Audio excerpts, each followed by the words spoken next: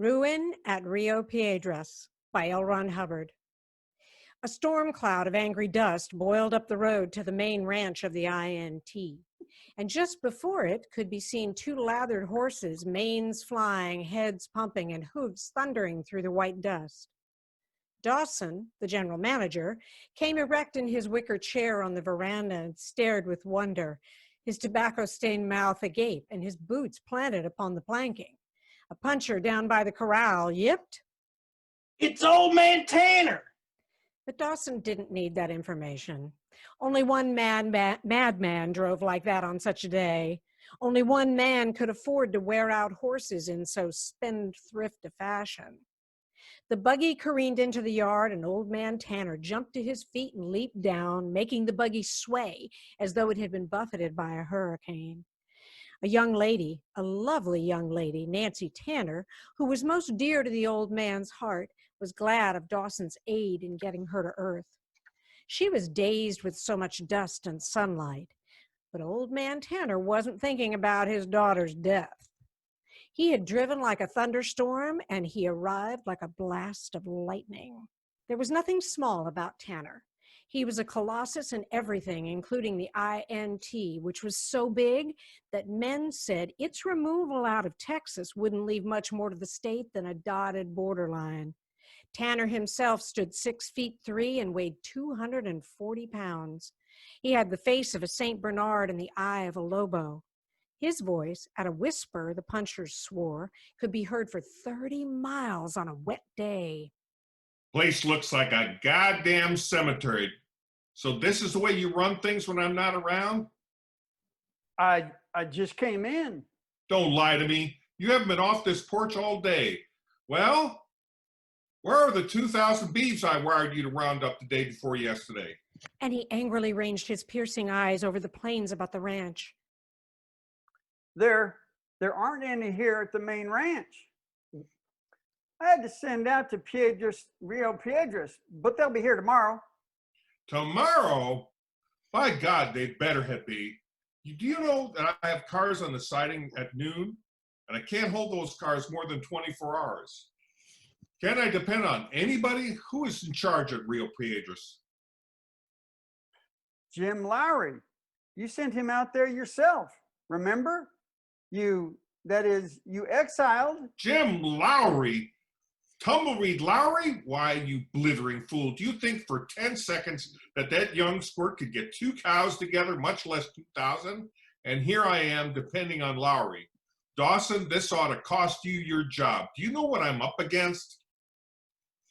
No, sir. They're shutting me down. That's what. They won't extend my paper. They're trying to wreck me, and I got a market. I dug up a market at this time of year for 2,000 beeves, 2-year-old stuff, and nothing more or less will do. The railroad won't hold those cars without cash, and I can't get cash. Those cattle, at the very latest, should be started for Rio Piedras by tomorrow noon, to get to Bowe by dawn the day after. And that'll take some driving. And further, I'll bet you swell-headed young Lowrie hasn't even begun to get them together. Nancy protested. He's not as bad as all that, Daddy. Bah! He shoots up Bowe, he goes to jail, he gets drunk and tries to make love to my daughter. He wasn't drunk. Never mind, he had a nerve. A no-good puncher without money or prospects trying to marry himself a fortune. A gunslinging yap all bent for me for the howl hoot. He's no good, I tell you. Say, I sent him to Rio Piedras because that was the worst place I could put him. But who the hell made him foreman there? Well, I didn't have anybody else. Connor quit, and Lowrie was next in line out there. Oh, God. Can't anybody ever do anything right? Dawson, saddle a Piedmont. I'm going out there and take charge of that myself. It's a matter of life and death. That depends the whole INT. If I could get those beeves closer. You can't. All the 2-year-olds were shunted. Don't tell me how to run my own ranch. Stormed Tanner, starting to stamp up the steps. But at the first hard bang of his boot on wood, he let out a groan and grabbed for his foot and stood there swearing. Dawson and Nancy supported him. It's his gout. said Nancy to Dawson. The doctor told him not to get angry. Lowrie, Tumbleweed Lowrie, I hear that name in my sleep. Every time something happens, it's Tumbleweed Lowrie. It's your fault. He snapped at Nancy. You wouldn't let me fire him when it caught him kissing you, by God. Please. I'll send a man out to Rio Piedras right away. And maybe by tomorrow morning, you can ride out there yourself. It's not an easy trip, Mr. Tanner. Conroy! A moment later, a dark-clothed man with slick hair and 2 gleaming gold teeth came ingratiatingly around the end of the ranch house, where he had quite obviously been for some time. He held his Stetson in his hand and bowed. I am sorry you're not feeling well, said Blackie Conroy to Tanner. You owe it to the ranch to take better care of yourself, sir. Ah, good afternoon, Ms. Tanner. I hope you are well. Nancy looked away, but Tanner's face relaxed a trifle. Oh, hello, Conroy. It's my gout. If there's anything I can do. There's something you can do. You can ride out to Rio Piedras and take over that young fool Lowrie. Conroy, if we don't get those bees into Bowe before day after tomorrow, I'm a ruined man. I'm glad there's somebody I can trust around here. And he glared at Dawson. I was afraid something ill would come of appointing Lowrie, sir. But I'll do what I can to remedy the situation.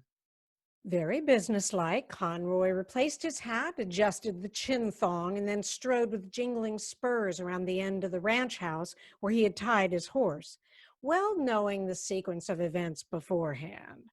He made a dashing picture as he hurled himself to saddle and went with slashing quirt down the road toward Rio Piedras. There's somebody I can trust at least. Sometimes, Nancy, I don't think you've got good sense. The girl looked after Conroy as though she had seen a rattlesnake. Shortly before dusk, Blackie Conroy spurred across the boundary of the Rio Piedras section. As the INT furnished him his horses, he was not sparing the quirt, even though the ground had become uneven. The country was desolate and tortuous, and so was not regarded with any favor by the INT riders. The grass was good, and there was water. But there were also badlands, too labyrinthine to be mapped, and into them cattle were wont to lose themselves with determination. And what was more important to a puncher, there was only one lone town near the ranch buildings, and that was an excuse for a pueblo mired down in the Mexican sands across the river and too lazy to move itself elsewhere. An assignment to duty in Rio Piedras was synonymous with banishment, and when the news of such an assignment reached ears, the question was always asked, what did he do? But for all that, it was good cattle country when men across the border were quiet. Blackie, scorching the trail, energized by the tidings he looked forward to giving out, still found time to note a strange fact. For the last 2 miles, he had seen only one animal, and he was an old longhorn outlaw scorned these many years as beef. And when Blackie got through the ragged pass and dropped down along the sluggish brown Rio Grande to head northwest toward the ranch buildings, he had still to see a good beef. Usually, this stretch was very populous with cattle, and Blackie had a bad moment thinking that Tumbleweed Lowrie might have come through after all with that swift roundup. Darkness came, and he was still 6 miles short of the ranch headquarters. He laid on more heavily with the quirt, anxious to discover the truth. So intent was he upon speed that the first shot which came to him from afar was totally lost upon him. But a second and third made him hastily drag rein and send his mount pawing air. When the bronc had settled to earth, another shot sounded somewhere in the heels to Blackie's right. Neck reining, he spurred up a dry gully, alertly watching the blackness ahead. A ribbon of sparks ripped the ebony, and a belated report rolled around the hills. Blackie threw himself off his horse and advanced on foot with great care. Abruptly, straight ahead, a colt blazed. The hot snap of the bullet was close beside Blackie's head. Hey, quit it. I'm Conroy. Come on. called a man up in the rocks, immediately firing in the other direction. Cautiously, Blackie crawled up beside him. It was Tumbleweed. In the calmest of moments, this young man had the air of violence about him, and just now his eyes were hot as coals. One got the impression that he was about to explode like a bomb, so difficult was it for him to contain his bursting vitality. His lean, roughly handsome face shone in the gloom, and he snapped down with his Colt as though he had to throw the slug with his own strength. What you waiting for? Charlie Bates and two men were up there in those rocks. Smoke up. Bates? Why, that's impossible. The Rangers got him last year. If they did, his ghost is mighty handy with a branding iron. A sling iron from here while I'll inch around and get in back of them. You mean you're gonna take all three of them? Where's your outfit? You scared or something? No, of course not. Well, keep shooting. They think I'm alone. That gray rock up there, see it? They're behind that. Thereupon, Tumbleweed slid out of hiding and sped down the slope into the gully to turn left and begin to work his way upward. Blackie fired now and then without any particular target. His head was too busy for him to give much thought to marksmanship. Charlie Bates, is it? Oh, this is sweet. This is lovely. That rustler wouldn't leave a calf behind him. And everybody thinks he's dead, and all of Rio Piedras cattle are gone. Mr. Lowrie, you may be handy with your tongue and hell with your guns, but this is one time when you picked the wrong man. And through his mind passed the memory of a time, 3 months gone, when Tumbleweed Lowrie had pitched him into a horse trough to the amusement of all Bowe. What business had it been of Tumbleweed's that Blackie Conroy had boasted a certain affair with one Nancy Tanner? Especially since it was pretty apparent from this exiling that Tumbleweed himself hadn't been slow to make up to her. Charlie Bates. And with this clean sweep, he'll be heading for Mexico, and there won't be a thing to show that Tumbleweed Lowrie hasn't been fattening his own. A series of shattering reports sounded behind the gray pinnacle. The hill was alight with powder flame, and through that intermittent flashing sprinted a man. There was no doubt about his identity. The faint glimpse had told Blackie that this was Bates in all his silver conches. And though Bates had been a good target in that moment, Blackie Conroy had not fired. A moment later, a horse clattered away in the darkness. From the pinnacle came a halloo. Conroy, why the hell didn't you stop him? Blackie didn't answer. Taking it for granted that Tumbleweed had things in hand higher up, he toiled up the hill. In the darkness, two men were sprawled, sightless eyes staring up at the bright diamond stars. They did not particularly interest Conroy. I had them. They thought I was still down there, and all you had to do was shoot, and we'd have gotten Bates. Damn it. I've trailed these gents for 6 hours trying to get up on them, and you have to spoil it all. I ought to make hash out of you. Conroy stepped back a little. Men didn't stand up to this youngster if they could help it. I didn't see him until it was too late. Tumbleweed snorted in derision. He collected the guns of the dead men and then went through their pockets to try to uncover evidence, but their pockets were empty. It's too dark now, said Tumbleweed, staring forlornly into the blackness. He sighed deeply as though all the world was upon his back. Come on, I'm hungry. He strode down the gully to his horse, and Blackie, in sudden shock, looked around for his own. I cut their broncs loose. Looks like we're riding double. Serves her right for not shooting that devil. Blackie climbed up to the broncs rump, and they headed out for the ranch. What are you doing up here?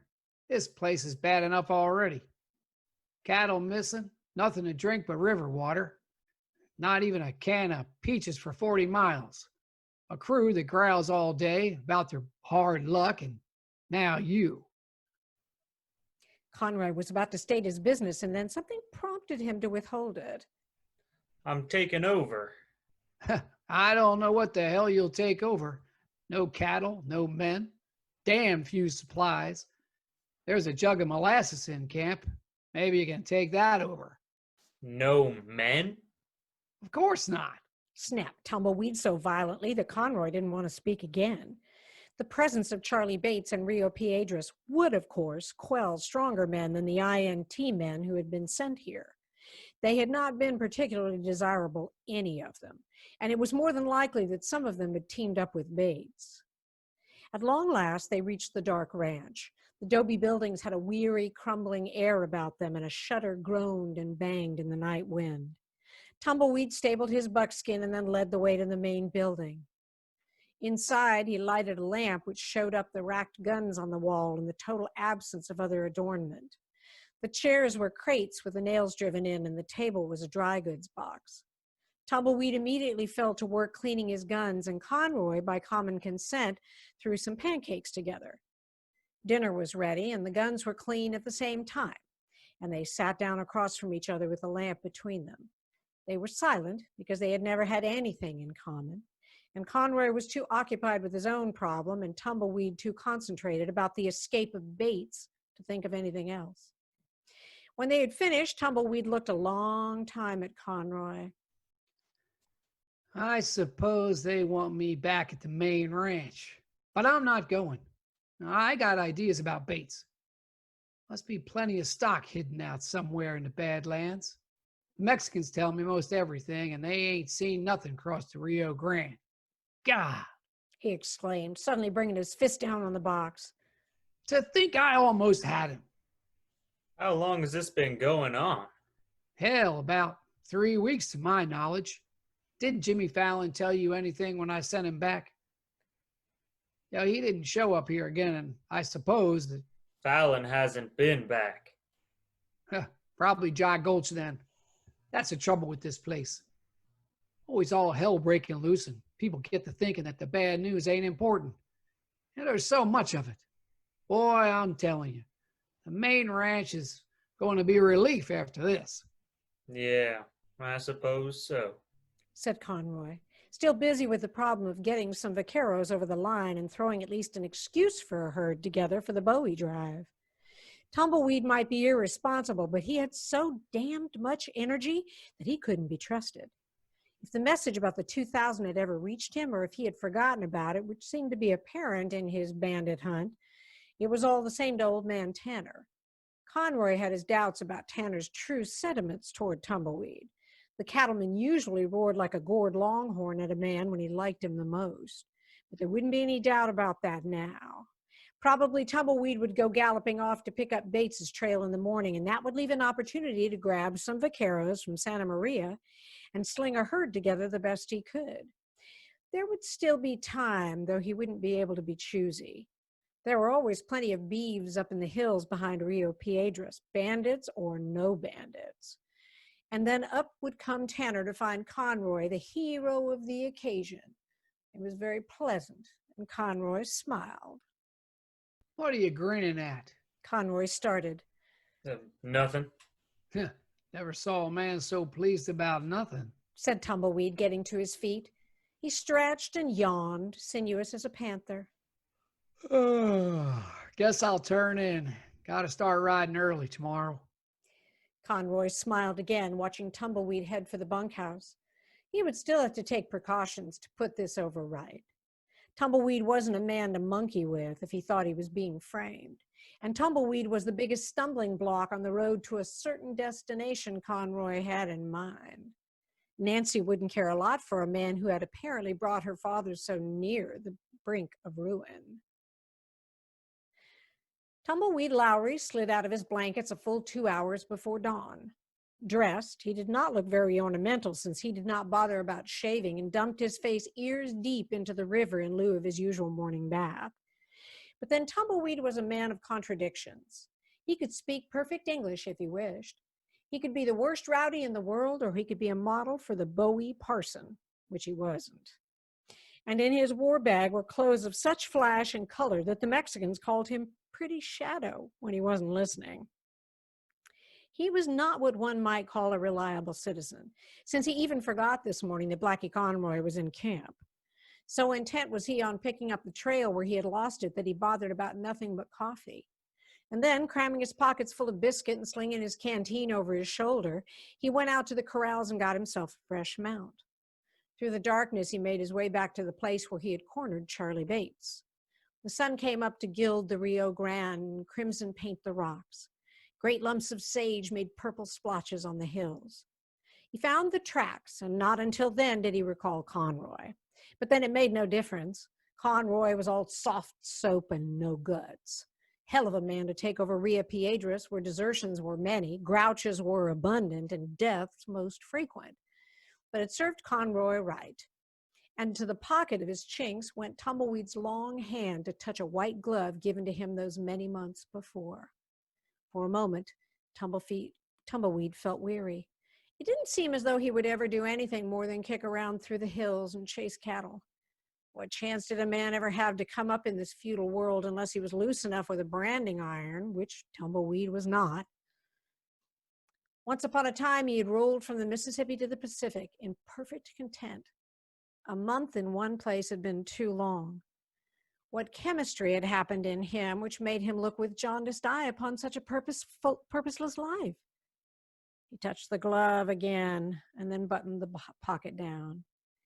He examined the marks in the trail so that he could identify the horse through the errors in the shoes in case the trail got tangled. He had high hopes of coming on his quarry before many miles. He mounted, noting that the trail swung down along the river, and followed it with practiced eye at a trot. Only the one horse had been this way in 2 days, and so it was not hard to do. After 2 miles of swift going, the trail branched sharply left and started up into a slashed and gutted badland. Tumbleweed eyed the hills with care and loosened his gun in his holster. Other trails had taken him toward this spot, and he knew that Bates must have 6 or 7 men with him at his camp. This stretch was a catch-all. Murderers and thieves escaping both American and Mexican justice lodged here to prey upon the border. The ravines were deep and the valleys sudden. It was possible to use any of these canyon walls as forts. A regiment could not dislodge a dozen from such a place. Before this, when he had traced missing cattle, the trail had always led to this section. And now Bates himself had come this way. Yesterday, when he had picked up Bates in Santa Maria, a Mexican had mentioned a valley which had much water and grass. Maybe that was the place. Tumbleweed spurred forward on the alert, not knowing from what quarter a slug might come, and not caring too much since this was the first excitement he had had in many weeks. Deeper, he wove his way through the canyons, watching the kaleidoscope layers of rocks and gravel bend and twist on either side. Each sage might hide a gunner. Each cliff might boast a lookout. And they knew Tumbleweed all too well. Tumbleweed had a habit of being known. He was nearing the mentioned valley and still on Bates' trail. Ahead, he saw 2 great walls rising into the yellow sky, making an opening less than 20 feet across. Nope. Said Tumbleweed, reining in behind a boulder. Not this morning, gents. He backed out around a bend of the canyon and then turned to court his mount up a long slope which led to a ridge. Just before he reached the top, he stopped and dismounted, tethering his mount to a clump of sage.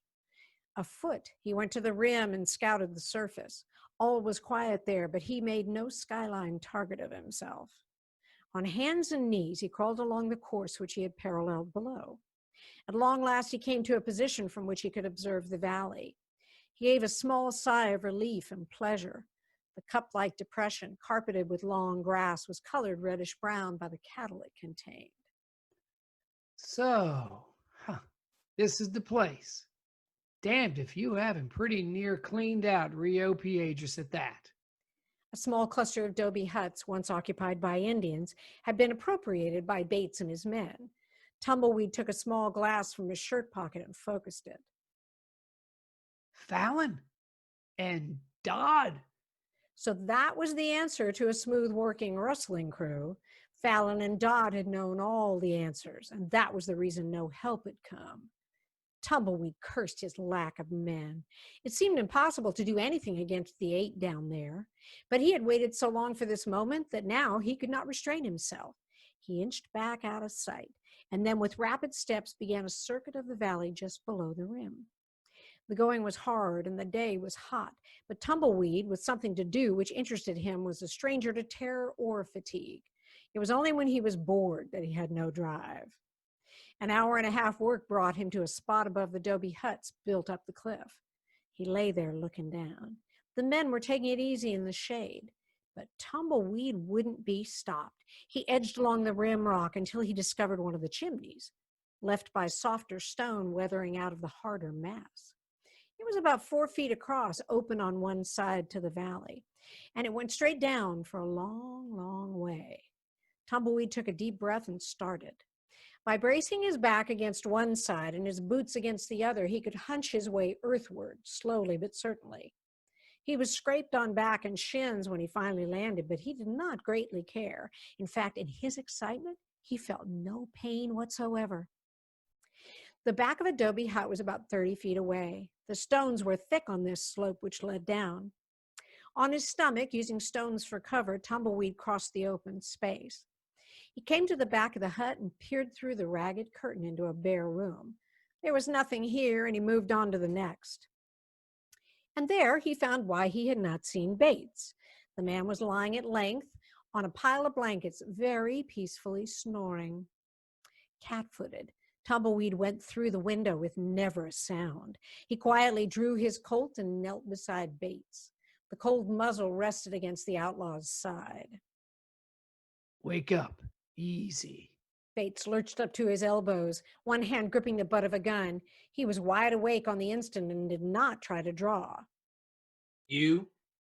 Yeah, me. Want to take a ride? Bates scratched his greasy beard and grinned. Don't make me laugh, fella. I got 8 of them. If I let out one chip, they coming for you. But not before you was awful dead. Bates looked at the puncher's face and then decided not to yell. Well, now that you got me, what the hell are you gonna do about it? Tumbleweed took the outlaw's gun and stepped to the door. Hidden from the view of the lounging men were 4 horses, saddled up in case the cattle had to be handled in a hurry. He came back to Bates. Get your duds off, brother. You probably got every known brand of varmints, but the INT ain't going to lose $50,000 in cattle if I can help it. What are you gonna do? Strip. Said Tumbleweed, beginning to shuck out of his own clothes. He threw the shirt to Bates, who put it on, and then followed Chinks and Jeans. Presently, they were dressed in each other's clothes. Bates was really worried now. You gonna get me killed? You never can tell. Said Tumbleweed, buttoning up Bates's red shirt over his own chest. But I'm at least giving you a fair chance to go on living. Now walk out there slow and get on one of them hosses. I'm right behind you, and the first move you make, you're dead. Bates hung back, but he took another look at Tumbleweed's face and at last moved through the door. He mounted, shaking a little with uncertainty. Now you have a chance to get away from me if you can make it. Just keep riding like hell, straight ahead for the pass, and then down to the river. I got a better horse here, so don't get too fancy an idea. And mister, you better ride. Your boys are pretty good shots. Bates didn't answer. He was white beneath the broad brim of Tumbleweed's hat. Tumbleweed's quirt cracked on the other mount's flank. Bates started out, knowing he couldn't help himself by digging spur and lashing his mount like fury. But for all that, when he rounded the end of the huts 100 yards and better from his lounging men, he forgot himself to shout. It's Lowrie! Get him! Bullets cracked on the instant, and Bates remembered and dug spur again. Tumbleweed, with an encouraging wave to the men, went hell for leather after the apparent Tumbleweed. Bullets cracked for a moment and then stopped, since it was occurring to the outlaws that they might hit Bates. One behind the other, the 2 horsemen raced for the pass. A guard leaped up ahead of them and beheld the buckskin shirt and flat hat in advance and the red shirt speeding behind. The guard threw his Winchester to his shoulder and fired. Bates ducked, screaming curses at his men. He tried to draw in, but behind him, Tumbleweed fired. Bates spurred ahead through the pass, the puncher so close upon him that the guard confused them and stopped firing. The guard glanced up as Bates went by, but Bates did an astonishing thing. He reined in suddenly and grabbed the rifle away. Tumbleweed, Lowrie! Cried the guard in recognition. Tell your pals to clear out fast. I'll have 30 men up here in a half an hour to wipe out if you ain't gone. And don't try talking no stock with you either. But there wasn't any use in trying to tell the men anyway. They were mounted now and lunging over the valley floor like a tornado, anxious to be in on the chase. Tumbleweed hadn't looked for that. He dug spur and shot ahead in pursuit of Bates. Bates wasn't sure what was going to happen to him. Once he tried to deviate, but a shot swerved him back to the trail. And then he heard the men roaring on in pursuit far behind and took courage. He strove to slow down, but Tumbleweed's quirt cracked once and Bates was riding a runaway. Up the bank of the Rio Grande they raced, sending dust writhing up to meet the clouds. Bates now and again slowed his mount, and bit by bit the crew behind caught up to pistol range.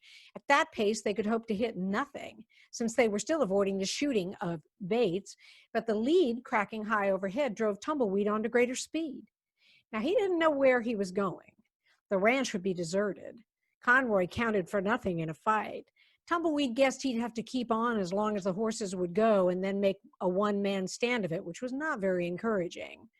The 6 miles were swiftly sped at that pace, and then Bates hove into sight of Rio Piedras. Startled, he yanked rein, and his rearing mount almost took Tumbleweed into the dust. Tumbleweed slashed with his quirt, and Bates got started once more. And then Tumbleweed saw what had stopped the outlaw. They were riding straight into the arms of a crowd of men who stared open-mouthed for an instant. Stop these rannies. They're rustlers. The crowd behind him were also late in seeing, since Tumbleweed's dust had been a screen. And by the time they got half turned, guns were going furiously at the ranch. Tumbleweed dropped into the dust, and from his position he turned to help, but no help was needed. The outlaws would not risk riding back over that flat expanse to the tune of Winchester fire. 3 were already down. The others held up their hands, and punchers came forward to disarm them. And then Tumbleweed saw a most peculiar thing. Bates, dressed in the puncher's buckskin, was lying spread-eagled upon the earth. A cry of alarm and grief burst from behind the INT men, and forward sprinted Nancy to throw herself down beside the buckskin-clad figure. Oh, Tumbleweed, he's dead! Tumbleweed stood over her for a moment watching. Then he rolled Bates over, and Nancy saw the man's face. She stared up into Tumbleweed's laughing blue eyes, and with a surge of relief, she sprang into his arms.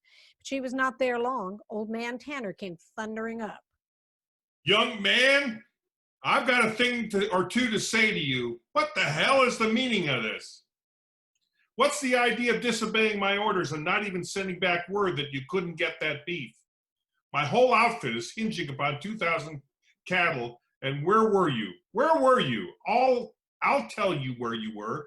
Out hunting bandits, that's where. Out hunting bandits where I'm going to rack and ruin for 2,000 beeves. Where are your men? They... Don't blame them for deserting you. I don't blame Fallon and Dodd over there for joining up with Bates. Wait, Wait be damned.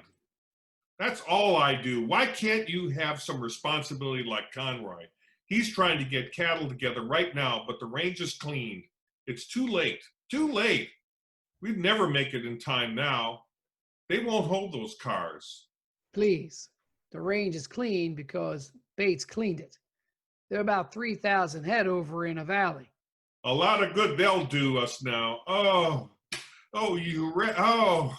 We're just some way I could legally have your life. You're the worse than Bates. Conroy's worth 5. Where is Conroy? Hey, you. Conroy was very cocky now. He stepped forward beside the dead Bates. Bates had my clothes on, and I bet I don't have to look very far to find the man that shot him thinking it was me. You're crazy. Too bad it wasn't you. I'm ruined. They'll take the INT and all for 2,000 beeves. Oh, I remember. 2,000 2-year-olds to Bowe. Is that what? He remembers. We're saved. He remembers. And then he grabbed Tumbleweed's shirt and snatched him close, intending to knock him down. But Tumbleweed was quick, even in the grip of that colossus. He stepped on Tanner's foot, and the old man screamed and sank down on the earth, holding the gouty offender. If you'll shut up a minute, I'll tell you something of interest. To hell I- with that. Ain't it enough to ruin me without talking about it too? But your beeves, Shut up. your beeves went to Bowie yesterday by the North Trail and are probably loaded by now. What? I said, I heard you. Cried the old man in joy, leaping up, his gout forgotten. He flung his arms about Tumbleweed. You mean it? You're not lying? where do you think the men are? Retorted Tumbleweed. Lots of crude dessert from here, but not mine. Oh, my boy, you saved me from ruin. And I saved you 3,000 head up in the valley, too. Don't forget that. It's genius. What? That's what it is, genius. And then he stumbled over Bates and remembered. His mood got black, and he advanced slow and ugly upon Blake Conroy. A murderer, eh? So you tried to murder a genius, eh? By God. But Conroy grabbed a horse, mounted, and fled with Tanner still roaring after him. Then the old man turned and smiled and started to embrace Tumbleweed again, but he couldn't. Tumbleweed was already being embraced.